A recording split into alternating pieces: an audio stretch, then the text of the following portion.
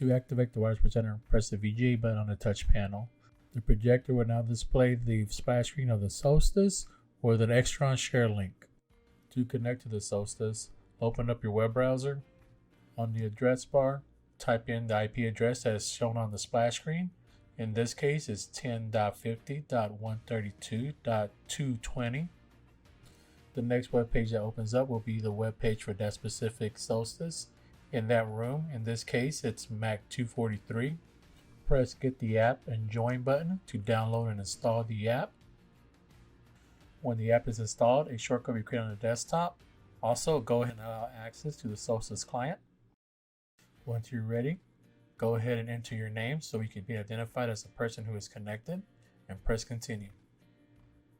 After you press Continue, it's going to connect, and then it's going to ask you to enter the key on the screen. The key is located on the splash screen under the name of the room. The key for this session is 8020. Keep in mind, every time you start a new connection, the key code will always change. Go ahead and press OK. It will connect.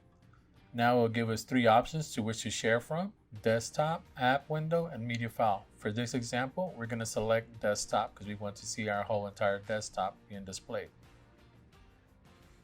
You can tell that your desktop is being shared because at the very top you have two buttons, Sharing Desktop and Stop Sharing. Also, there is a banner that tells you a little bit more information about the Solstice that you can press Got It to make that go away. From here, you can navigate your desktop and share everything you want. Once you are done sharing, hit the Stop Share button and go ahead and hit the Disconnect button on the top right. It's going to ask you if you want to leave. Hit Yes. A new window will pop up that shows what rooms you have recently been connected to, with the most recent at the top. If you don't want to connect anymore, just press the X.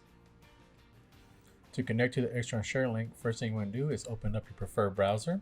On the address bar, you want to type in the IP address that is projected from the splash screen of the Extron Sharelink.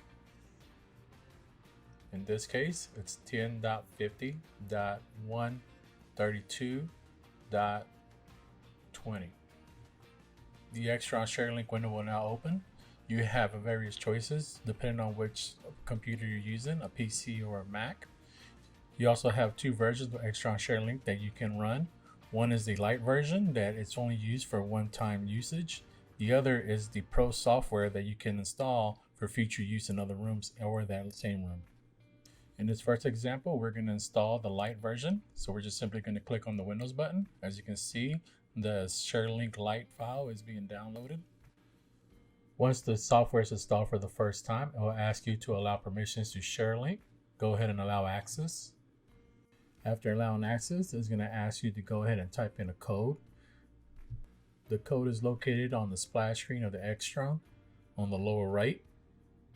Keep in mind that every time you connect to a new session, the code will always change. The code for this session is 5991. Then you can change your username. In this case, I would just change it to my name and then hit connect. Once connected, I will get a small window for Share My Screen from Extron. I have various options to which to choose from. I have Share to Full Screen, Share in Top Left, Share in Top Right, Share in Bottom Left, or Share in Bottom Right. For this example, we're going to do Share to Full Screen.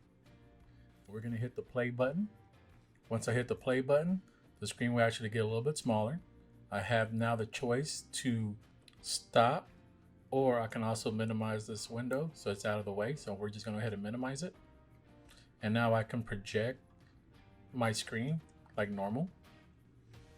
Once I'm done, I could go down to the taskbar, select on the Sharelink icon, so the Sharelink window will pop up. And at this point, I can hit just stop to stop sharing.